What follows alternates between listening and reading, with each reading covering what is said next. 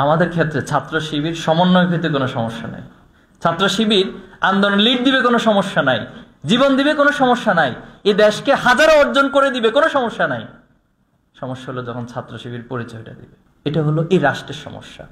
আর আল্লাহ রাসূলের যুগে সমস্যাটা ছিল আল্লাহ রাসূল ব্যক্তি হিসেবে অসাধারণ, কিন্তু ইসলাম কবুল করবে না। তো ইসলামই তো ওনাকে ব্যক্তি হিসেবে অসাধারণ হিসেবে তৈরি করেছেন। আজকে আপনি ছাত্র শিবিরের সাথে সঙ্গতি রেখে যে বিষয়গুলোকে বলতেছেন, সেটা তো ছাত্র শিবির করার কারণে, ইসলামের সাথে সঙ্গতি হওয়ার কারণে তার ভিতরে এই কোয়ালিটি তৈরি হয়েছে।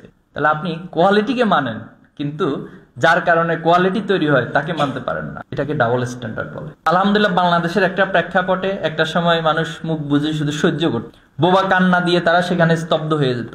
কিন্তু এখন আলহামদুলিল্লাহ মানুষ বলতে পারে, যেই ভুল করে তিনি যত বড়ই হোক, যত বড় আর কি 15 বছর হাসিনার চেয়ে বড় তো কেউ ছিল না। না, হাসিনাকে যে পরিমাণ স্ল্যাং ইউজ করে এই প্রজন্ম লাল কার্ড দেখাইছে, তার চেয়ে আর বড় পেসিস্ট কি হবে, বা তার চেয়ে আর বড় স্বৈরাচার বাংলাদেশে কি হবে? সেজন্য ডোন্ট কেয়ার।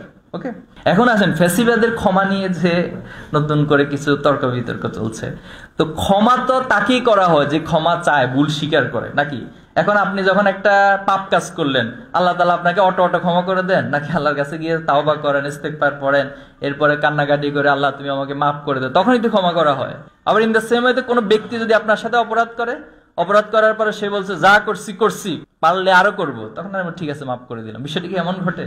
না, বিষয়টা হচ্ছে তাকে আগে তো ভুল স্বীকার করতে হয়, যে আমি যে গণহত্যা চালাইছি, আমি যে অন্যায় করছি, মানুষের উপর জুলুম করছি, এটা আগে স্বীকৃতি দিলাম, ইনশাআল্লাহ আমি এখন থেকে ভালো হয়ে যাব। তখন এবার প্রশ্ন আসবে যে তাকে ক্ষমা করা হবে কি হবে না, নাকি শাস্তি দেওয়া হবে। কিন্তু সে তার অলরেডি আমরা যেটা দেখতেছি তাদের অনলাইন অ্যাক্টিভিজম, এরপর অন্যান্য জায়গায় তারা বলতেছে তারা গণহত্যা চালাই নাই। এখনো পর্যন্ত তারা ওই কি বলে মেট্রো রেল নিয়ে কান্নাকাটি করতেছে, কিন্তু দেখছেন কিনা আপনারা?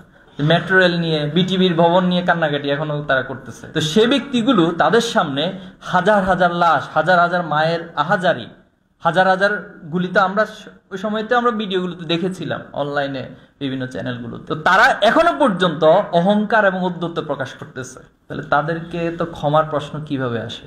This is big question. সেজন্য তারা আগে ভুল স্বীকার করে ক্ষমা চাইতে হবে। এরপরে যারা ভিকটিমস হয়েছে, যারা তাদের সন্তান হারিয়েছে, যারা তাদের ভাই হারিয়েছে, বোন হারিয়েছে, তারা সিদ্ধান্ত নিবে যে তাদেরকে ক্ষমা করা হবে কি হবে না। এটাই তো আল্লাহ রাসূলের নিয়ম, এটাই তো নীতিমালা। এবং পুলিশকে আমরা বলতে শুনেছি যে একটাকে মারি একটা মরে, বাকিটি যায় না। বাকিটি কেন যায় না? কোন সে প্রেরণা? সে জিহাদের তামান্না, শাহাদাতের তামান্না, শুহাদা আলান নাস, যেটা আল্লাহ তাআলা শিখিয়েছেন, যেটা আল্লাহ রাসূলুল্লাহ সাল্লাল্লাহু আলাইহি ওয়াসাল্লাম সাহাবীদের মধ্যে উজ্জীবিত করেছেন, সেটা সংখ্যা যাই হোক। দেখেন, আবু সাঈদের হাতে তো কোনো মরণাস্ত্র ছিল না, কোনো আধুনিক কোনো অস্ত্র তো তার হাতে ছিল না, সামান্য একটা আইকনিক লাঠি ছিল। কিন্তু তার বিপরীত পাশে কি ছিল?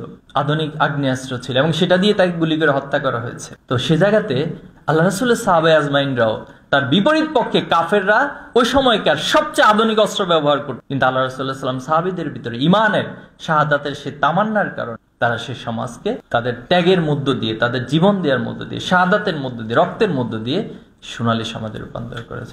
আল্লাহ রাসূলুল্লাহ সাল্লাল্লাহু আলাইহি ওয়াসাল্লামের সিরাতের সাথে, সিরাতের যে স্পিরিট, সেটার সাথে আন্দোলন স্পিরিটের একটা গভীরতম সম্পর্ক রয়েছে। দায়িত্ববোধের জায়গা থেকে আল্লাহ রাসূলকে উপলব্ধি করে, এই জীবনীকে উপলব্ধি করে, সিরাতকে উপলব্ধি করে, এই সমাজ রাষ্ট্র গঠনের জন্য একটি সোনালী সমাজ বিনির্মাণে আপনার ভূমিকা রাখবেন ইনশাআল্লাহ। এরপর আল্লাহ রাসূলুল্লাহ সাল্লাল্লাহু আলাইহি ওয়াসাল্লাম এখানে আরেকটা বিষয়, বুনিয়ানু মারসুস, যে তারা সীসাডালা প্রাচীরের মতো হয়ে যাবে, তারা একজন আরেকজনকে ফিল করবে।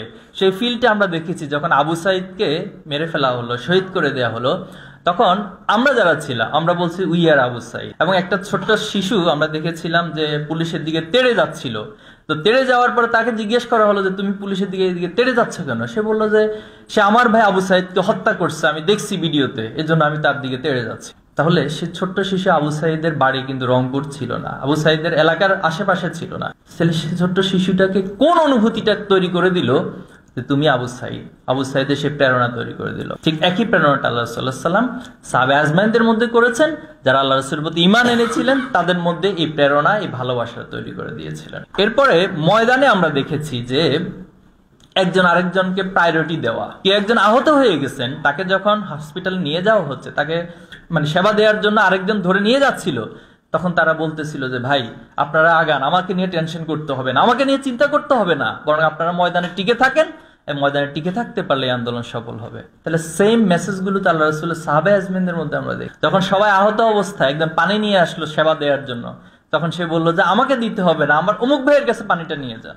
তাকে গিয়ে সেবাটা দিন, যাতে করে সে সুস্থ হলে এই আন্দোলনের জন্য এই ময়দানে সে ভালো ভূমিকা রাখতে পারে। তাহলে আল্লাহ রাসূল সাল্লাল্লাহু আলাইহি ওয়াসাল্লামের যে শিক্ষা, যে চেতনা, সেটা আমরা আজকে এই 24-এর আন্দোলনে বাংলাদেশের ছাত্র সমাজের, সেটা বাই নেচার হোক অথবা সেটা